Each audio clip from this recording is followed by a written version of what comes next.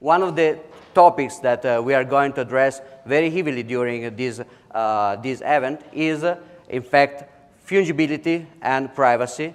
Of course, it was also touched during previous edition, but there will be a special focus in this one.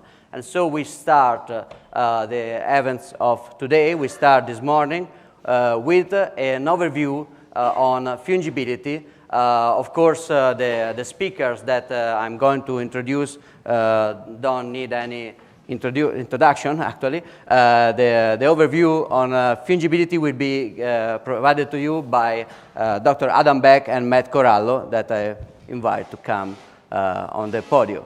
Thank you very much.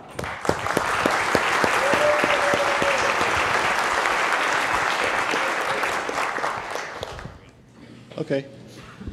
So let's start. So what does fungibility mean? So Bitcoin is like cash. It's immediate and final payment. So that, at least that's the hope. But maybe, so to add a bit more nuance there, you may have to wait for a few confirmations, or maybe it happens in one confirmation. But generally, once you receive a Bitcoin, you have a Bitcoin, and that's final.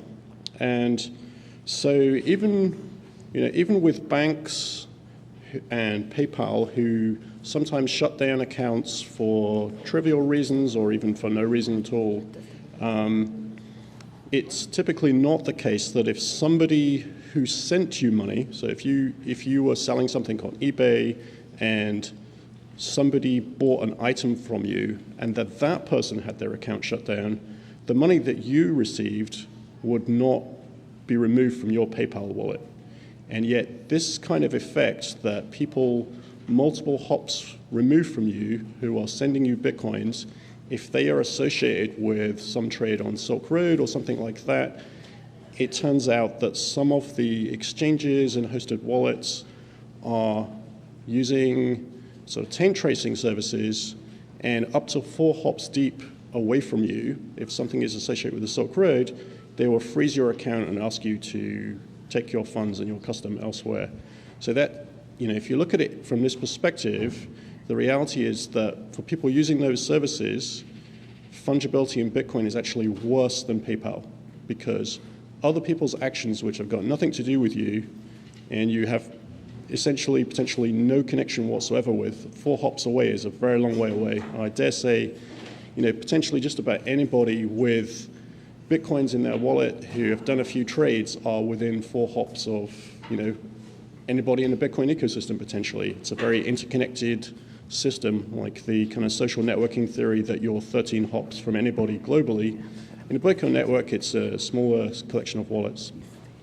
So PayPal doesn't freeze your funds if one of your customers' customers use Silk Road, and apparently this is going up to 4 hops within Bitcoin. So another aspect of fungibility is that it's, everybody needs fungibility, or in effect, nobody has it. So that's because your lack of fungibility impacts everyone else. So fungibility costs are externalized. So if you're reusing addresses, that reduces the fungibility of other people's coins.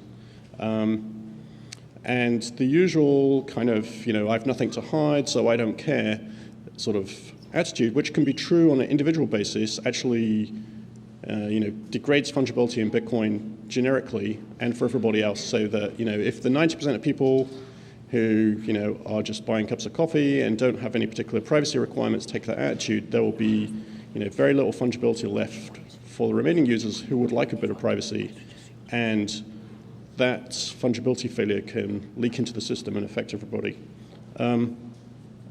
So Bitcoin being permissionless, so fungibility can affect permissionless effectively. So Bitcoin's permissionless is a critical feature, and you need fungibility basically for Bitcoin to function. If you receive coins and you can't spend them, you start to doubt whether it's safe to receive money. And if you in a system which there does start to be doubt about coins you received, what people will tend to do is go to the taint tracing service and ask them, are the coins I received good? do you bless them or not? And if they're not good, you'll send them back or refuse the trade. And so what that basically does is it transitions Bitcoin from a decentralized permissionless system into a centralized permission system where you basically have an IOU from the blacklist providers. So obviously we don't want this to happen. If there's no permission, if you don't have permission to transact, you don't have Bitcoin essentially. And in the worst case, if everybody has to go to a central service to check if their Bitcoins are valid, or if they aren't, they have to sell them at a discount or that kind of thing, this can eventually lead to a collapse and a loss of confidence. And there are precedents within physical paper money as well. There are court cases in the distant past where this kind of concept that for a money to be functional, it had to be fungible. And so unlike, there are rules against receiving stolen property. If you unknowingly receive stolen property, like say a work of art or something, turns out it was stolen, you lose, you have to give it back. But with cash, paper money, that's not the case by law in most countries in the world. And this is because of this issue, that if you can't have confidence in receiving currency, then it impacts, it makes the money non-functional and it impacts the economy.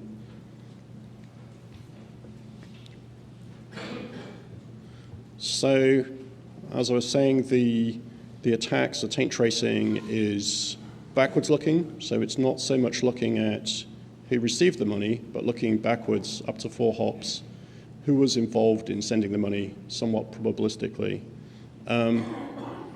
It's primarily focused on grouping transactions from individual or groups of senders, or the UTXOs, who owns those in the past, spent UTXOs.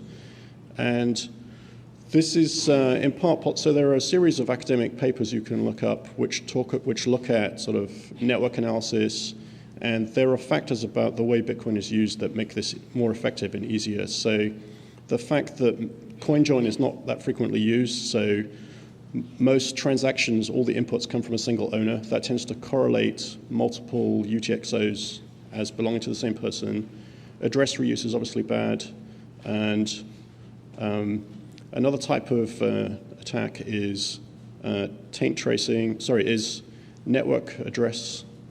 So when somebody broadcasts a transaction, people will connect to many nodes in the network and try to identify the IP address of the sender. Another aspect is fingerprinting of wallets. So different wallets send slightly different types of transactions, like they might send a multi-sig or they might send some parameter.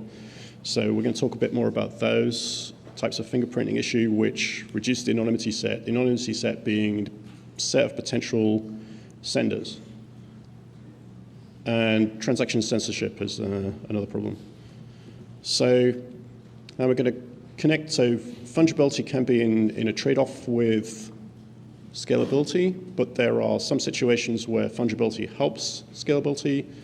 And so we've got these 2 different logos which we'll use to score different techniques as we go through the rest of the paper. And sometimes fungibility brings a large scalability improvement. And an interesting fact is that the reason that fungibility sometimes helps scalability is because fungibility is generally aiming to reduce information leakage. And reducing information leakage means there's less information, and so there's sometimes less information that needs to go in a blockchain, so that's why.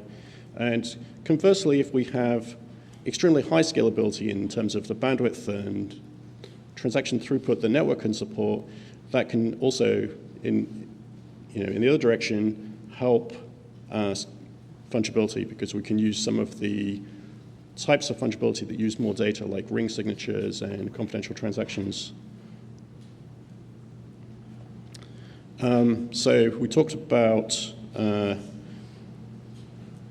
address reuse. So that practice has reduced. Most modern wallets are using HD.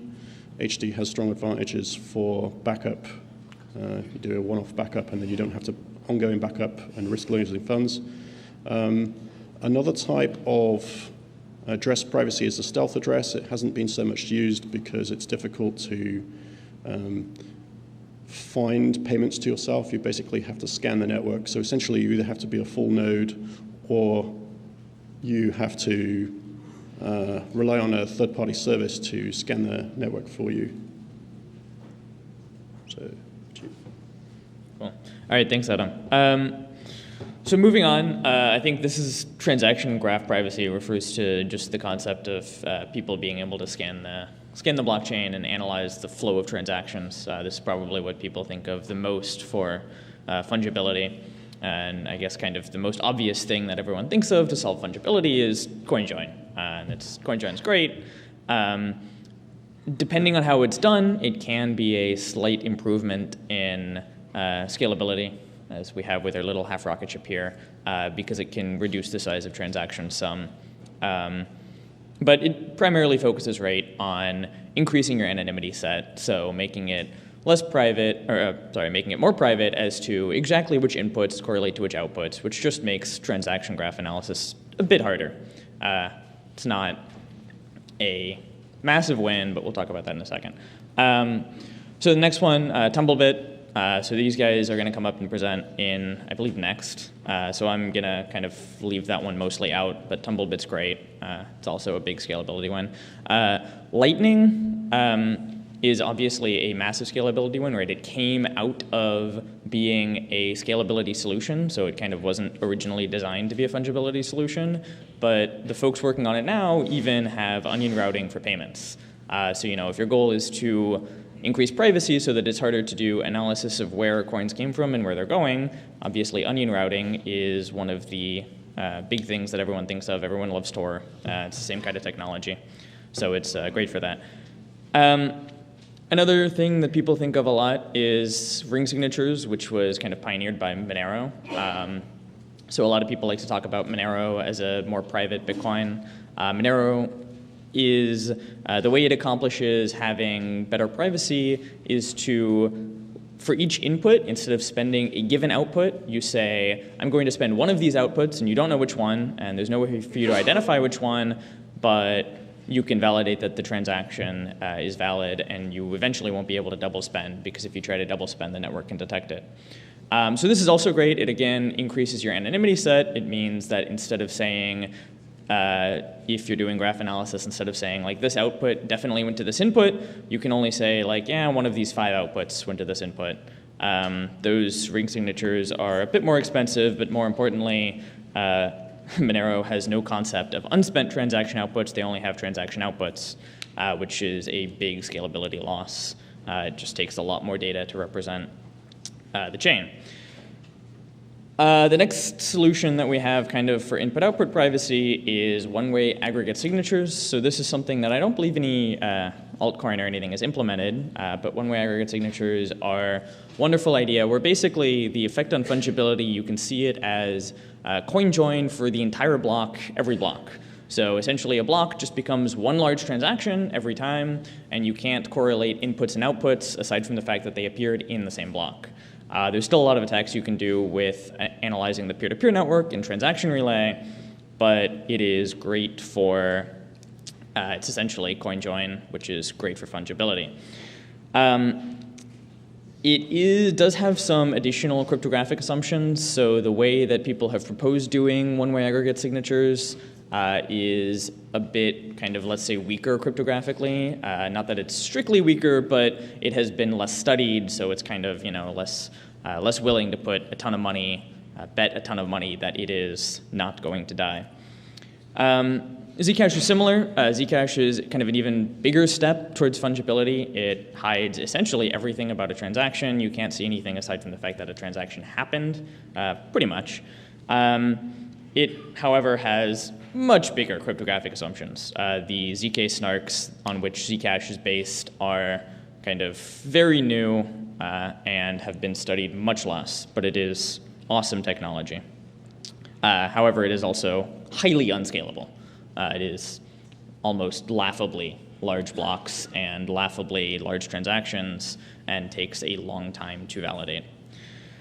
So Andrew's going to talk about Mimblewimble in a bit, so I'll mostly leave it out. But it has OWASP type protection, ring-sig type protection, happens to have really good fungibility properties, and has awesome scaling as well. So let's move on. I know we're moving kind of quick here, but Let's talk about balance privacy a bit. So a big way in which people identify transactions as from the same sender, or at least are able to group transactions and split transactions according to different groups of senders, is balance privacy. So this is kind of the biggest example, right, is in a given transaction, you can see the inputs and outputs, and it's often very easy to correlate which output is the change just based on the balance, based on the output value.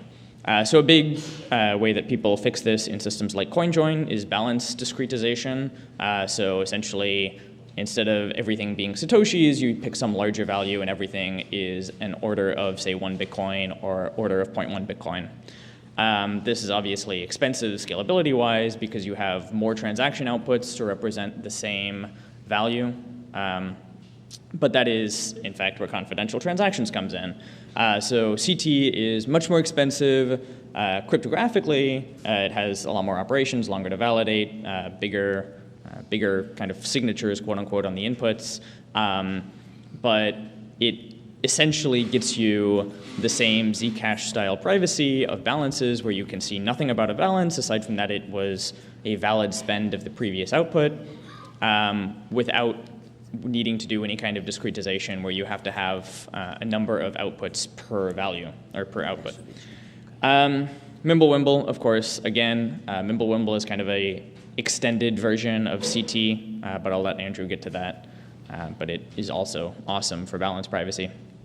Zcash, also, again, it has the same properties where you can't see anything about, essentially anything about the transaction coming in or out, but again, terrible scaling. So moving right along, let's talk about network attacks for a minute. Network attacks are kind of the biggest way that we see fungibility lost today. It is pervasive across the network. Right now, if you have a node that is online for a short period of time, and then you restart it, there is some chain analysis firm that makes 50 connections to your node instantly and reliably, and they're all clearly fake nodes. They're not. They claim to be some like Android wallet, but they're actually clearly not. They don't have the same behavior. That's kind of connect to everyone. That's very, very common. All of the chain analysis services do it, and they use it heavily to correlate transactions with where they came from, which happens to be a really good indicator of who sent the transaction.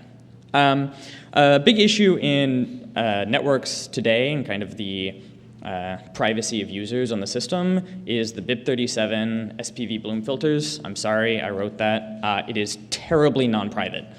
So there's been a bunch of posts. There was one in 2015. I think there were a few before that. Essentially, the way that the SPV wallets do blockchain sync today, they send your list of addresses effectively to all of their peers, and especially if you're one of these chain analysis services, this is massively detrimental because you're connecting to a chain analysis service and you're telling it, hey, here's the list of all of my addresses, go scan the chain and find which ones are mine, and then they can also connect which IP addresses are connected to you in the future, and they can watch as you move across the network. So this is massively detrimental, and we need to fix this. There's a few solutions that we have for that. Committed Bloom filters may be a solution. There's been some work put in on the mailing list and on some design work of doing just kind of flipping the way that people do scanning of the chain for addresses in a private way. Yeah, moving on, so I mentioned connect to everyone attacks, right? This is what most of the chain analysis services do. They make 50 connections to everyone, or they make 1 connection to everyone, depending on how competent they are. And this is terrible. But luckily, this is in fact one of the few slides where I can say that there's not just a lot of ways in which we could fix fungibility. This is something that we've been doing a ton of work on. Bitcoin Core has been put a lot of effort into improving the way it relays transactions so that it does not give up exactly when you received a transaction, so that people have a much harder time identifying and grouping transactions based on where they came from. In fact, in 0.12, transaction relay was made much more random, and someone claiming to be from a chain analysis service, it's unclear if it was actually the case, opened a pull request against Bitcoin Classic asking that this feature be reverted so that they can do better, more effective compliance tracking. This was obviously rejected from Bitcoin Classic as well, but yeah, so it is actually kind of really hard to get private transaction relay There's been a ton of effort kind of just randomizing the order in which transactions are relayed out to your peers. And Bitcoin Core has made a lot of advances, but sadly randomness isn't exactly sufficient. Some various anonymity software like Tor and such, they've fought very hard to learn that randomness is not sufficient protection for your anonymity. As it turns out, if you have enough points, you can plot them, and you can see whether they match the expected random curve, whatever your curve is, that allows your random function, and you can then group transactions based on that. So it's not great. There's still more work ongoing in Bitcoin Core coming in 0.14 and later, but this is something that has gotten a lot of work. Moving on, there is, even though we've improved kind of transaction relay across the network so that if you connect to everyone, you can't find out where transactions came from, it's still the case that someone like the NSA or your ISP or someone who is man-in-the-middling lots of connections, say a global passive adversary, can identify exactly where transactions came from immediately. I'm going to let Jonas talk about BIP 151 tomorrow, but he's been putting in some work on fixing this as well. Finally, there's some infrastructure in Bitcoin Core, and I guess some of the forks of it, to enable actually private transaction relay. There's some research into how to do really private relay, if you're willing to wait some short period of time, let's say less than the inner block time for transactions to relay around the network using mixed nets. This might be overkill, but there's some infrastructure in Bitcoin Core where you can run an external daemon and all the transactions you create will just be handed to it, and it can do some crazy mixed net that's completely private and you can't identify where transactions come from.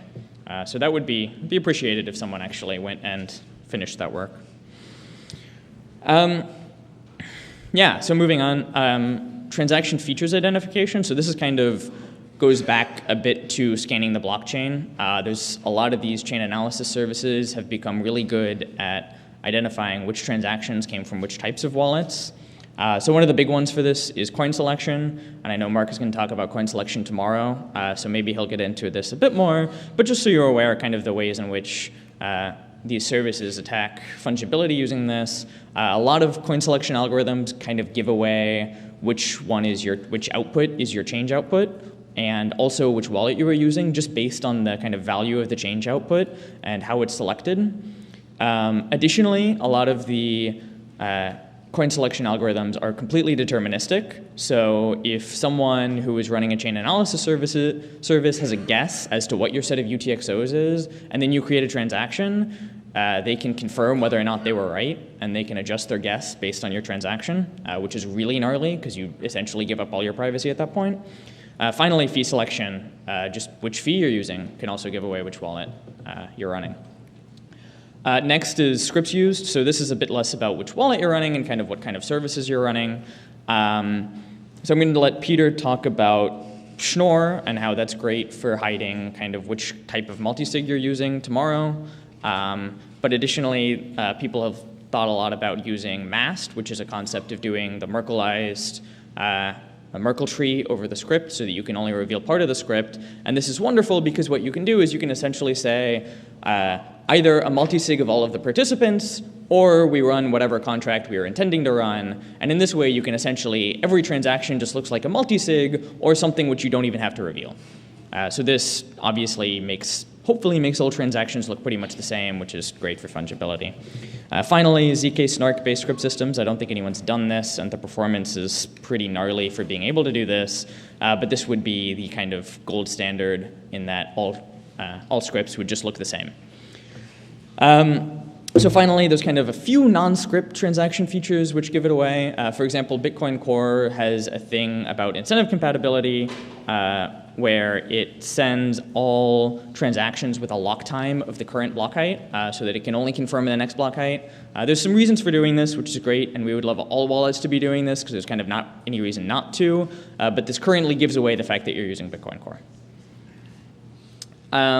So the final kind of category of things which people are using to attack fungibility is maybe less something which people are using and more of a concern in the long term.